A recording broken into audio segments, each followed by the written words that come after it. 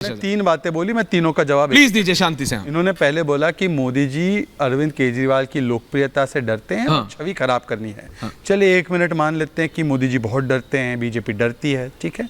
Court भी क्या लोकप्रियता से डरती है और छवि खराब करना चाहती है अरविंद केजरीवाल की? क्योंकि कोर्ट ने आपके नेताओं को गिरफ्त में रखा है आज तक। मोदी जी का कोई रोल नहीं है, एजेंसी का कोई रोल नहीं है, सरकार का कोई रोल नहीं है। अब दूसरी बात आते हैं, इन्होंने कहा कि देखिए ऑपरेशन लोटस, ये याद है ऐश्वर्या जी आपके शो पे आकर सौरभ जी ने कहा था मेरे पास 800 करोड़ का ऑडियो टेप है और आपने बहुत मिन्नतें की थी। आपने बोला रिपब्लिक नेटवर्क बहुत बड़ा है, सब जगह जाता है, सबके घर में पहुंचता है, टीआरपी में नंबर 1 है, दे दो ऑडियो, हम बता देंगे सबको और ये बीजेपी वालों को एक्सपोज करेंगे। आपने बोला था उनको, याद है हम 1-on-1 डिबेट हो रही थी। आज तक मिला है आपको? 9 महीने हो गए, 6 महीने हो गए, 7 महीने हो गए। अर्नब जी ने भी गुजारिश की कि दे दो ऑडियो, दे दो ऑडियो, हम तो रोज ही कह रहे दे दो ऑडियो। अब तीसरी बात, लास्ट पॉइंट, इन्होंने कहा हुआ ही नहीं घोटाला। अब मैं आपको इन्हीं की सरकार का प्रूफ बताता हूं। ये this is RTI of Delhi government, mister Kuldeep Kumar, your government. इन्होंने कहा है कि जितने महीने नई एक्साइज पॉलिसी रही, हर रोज मेरे खाते में 7 करोड़ का नुकसान हुआ, अर्थात जितने समय तक ये पॉलिसी रही उसको 7 करोड़ से मल्टीप्लाई करो तो 2000 करोड़ का नुकसान हुआ। ये आपकी सरकार का आरटीआई है। दूसरा, आपके हिसाब से अगर करप्शन नहीं हुआ तो केजरीवाल जी न्यू पॉलिसी हटाकर उस ओल्ड पॉलिसी पर क्यों गए जिसको वो खुद भ्रष्ट बोलते थे?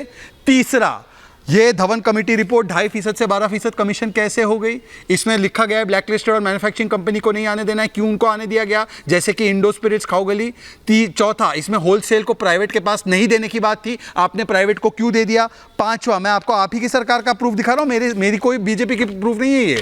ये 2021 का show cause notice black listed company को दिया गया, उसके ऊपर क्या कार्रवाई की? कुछ कार्रवाई नहीं हुई, क्योंकि इनकमिंग आने लगा, वो 12 से 6% कमीशन आने लगा, जिसके बारे में स्टिंग ऑपरेशन देखा है, और वो चुनाव में लगने लगा तो इस ब्लैक लिस्टेड कंपनी को शो कॉज नोटिस दी गई थी, उसको कचरे के डब्बे में फाड़कर फेंक दिया। और आखिरी बात, मैं आपको एक और प्रूफ देता हूं। बोलिए। ये देखिए, ये आम आदमी पार्टी के नेता है करम लांबा, उनको भी लाइसेंस मिला है इनकी पॉलिसी में। बताइए, खुद के कार्यकर्ता को लाइसेंस दे दिया इन्होंने। इनकी फोटो भी है सौरभ भारद्वाज के साथ, इन्होंने टिकट लेकर चुनाव भी लड़ा है, केजरीवाल के साथ भी। ये उनके कॉर्पोरेटर के विधायक के कैंडिडेट है केएस लांबा, उनको भी ग्राफिक्स में नीचे दोनों, उनको भी दिया गया है ठेका। ये इतना बड़ा स्कैम है कि अपने लोगों को, अपने माफियाओं को बड़ा बड़ा ठेका देना, उनको राहत देना, उनको बड़े बड़े कमीशन देना, मुझे मौका दीजिए। अब नहीं दे रहा, मौका ही तो दे रहा हूं, और क्या दे रहा हूं? मैं तो खुद नहीं बोल रहा, आज आप दोनों बोल रहे हैं, जवाब दीजिए। आज मेरा केवल एक ही सवाल है, सवाल कीजिए, आखिरी एक लास्ट सवाल। करिए।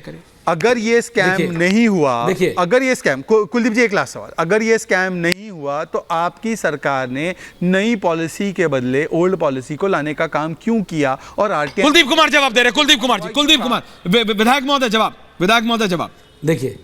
देखिए, इन्होंने अपनी आरटीआई भी दिखा दी, कहां से लाए मुझे नहीं पता, कौन से कागज थे मुझे नहीं पता, इन्होंने कंपनी के नाम भी बता दिए, लेकिन ये जवाब नहीं दे पाए अभी तक।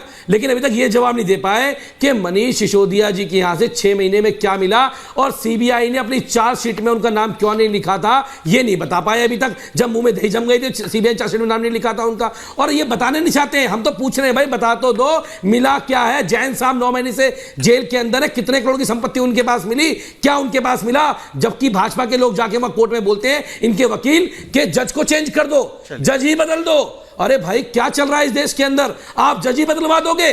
जब आने की बात होगी, जब फैसला होने की बात होगी तो आप जज बदलवा दोगे? ये सीबीआई भी आपका तोता है, ये आपकी ईडी भी आपका मैना है, और ये तोता मैना के साथ खूब खेलो।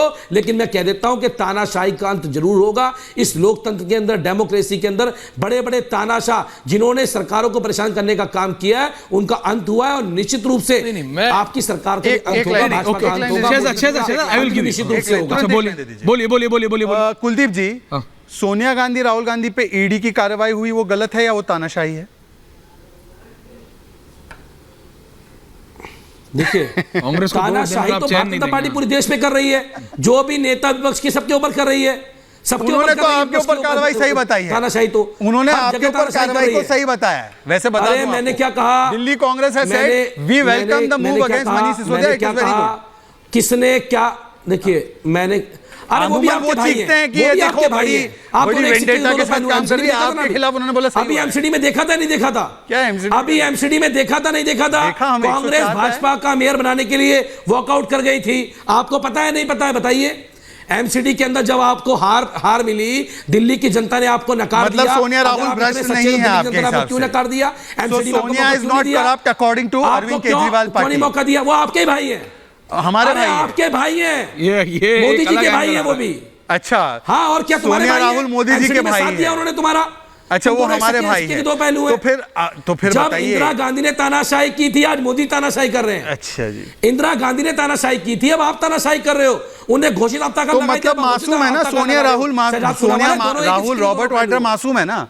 रॉबर्ट वाड्रा मासूम है, दोनों पहलू उनके ऊपर तो द्वेषपूर्ण कार्रवाई हो रही है पहलू ना। आपका स्टैंड है ना, क्योंकि एक समय पर आप खुद पीसी करते थे रॉबर्ट वाड्रा के खिलाफ, आज कार्रवाई हो रही है तो बोल रहे हैं द्वेषपूर्ण कार्रवाई है। क्या बोला? क्या आप बदले हैं हुजूर? आप होते थे अन्ना हजारे के साथ, अब आ गए लालू जी के साथ, तो राहुल, सोनिया और रॉबर्ट में आपको देवता दिख रहा है।